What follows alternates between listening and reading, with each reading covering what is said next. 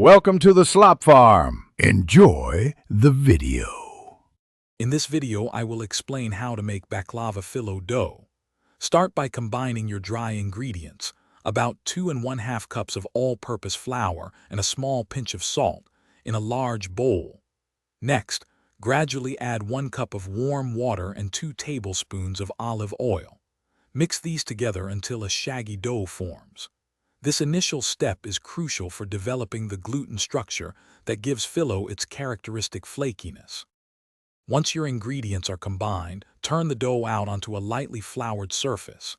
Knead it vigorously for about 10 to 15 minutes. You'll notice it transforming from a rough mass into a smooth, pliable, and elastic ball.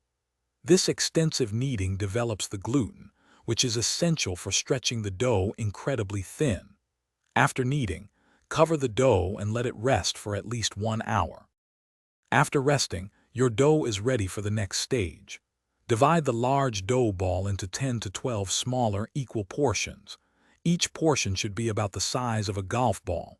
Roll each piece into a smooth, round ball. Lightly dust each ball with flour to prevent sticking, then place them on a tray, ready for the delicate stretching process. This preparation ensures uniform sheets. Now for the most exciting part, stretching the dough. On a lightly floured surface, roll each ball as thin as you can with a rolling pin. Then carefully begin to stretch the dough by hand, working from the center outwards. The goal is to achieve a translucent, paper-thin sheet, ideally around 20 by 30 inches. This takes practice, but the result is incredibly rewarding for perfect baklava. Thanks for watching. Consider subscribing if we helped you today.